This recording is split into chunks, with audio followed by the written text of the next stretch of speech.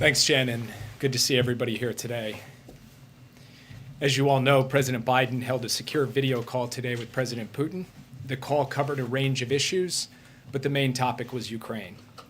President Biden was direct and straightforward with President Putin, as he always is. He reiterated America's support for Ukraine's sovereignty and territorial integrity.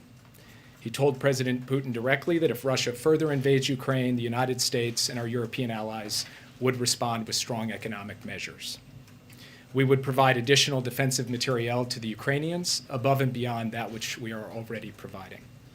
And we would fortify our NATO allies on the eastern flank with additional capabilities in response to such an escalation.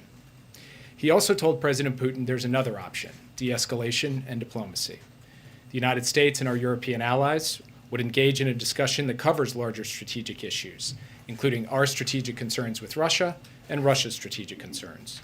We managed to do this at the height of the Cold War, and we developed mechanisms to help reduce instability and increase transparency. We've done this in the post-Cold War era through the NATO-Russia Council, the OSCE, and other mechanisms. There's no reason we can't do that going forward, provided that we are operating in a context of de-escalation rather than escalation.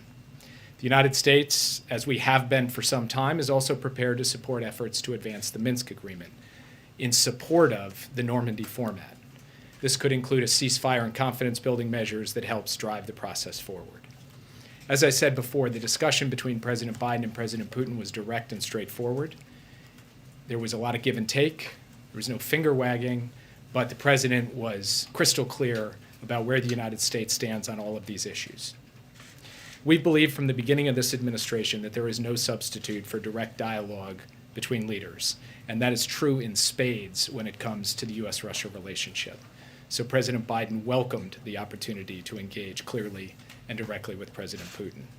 Indeed, as President Biden said after his meeting in Geneva in June with President Putin, where we have differences, I want President Putin to understand why I say what I say and why I do what I do and how we'll respond to specific kinds of actions that harm America's interests and indeed harm our allies' interests. That's exactly what he did today. After the call, he spoke with the leaders of France, Germany, Italy, and the UK to debrief them on the call and to consult on the way forward. Our team is presently debriefing the embassies of NATO members, EU members, and key Indo-Pacific allies.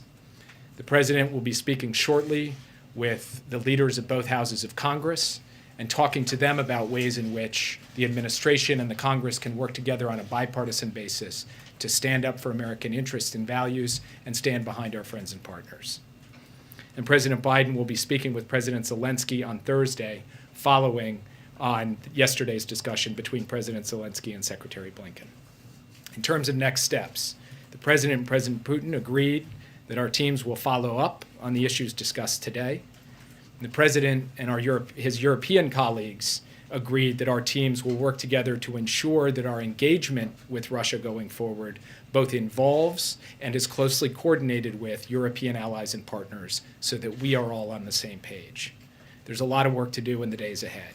As we pursue diplomatic channels, we will also prepare for all contingencies, just as we have been doing for weeks now, including through the preparation of specific responses to Russian escalation should they be required. Specific, robust, clear responses should they be required. That's where things stand as we speak, and with that, I'd be happy to take your questions. Yes.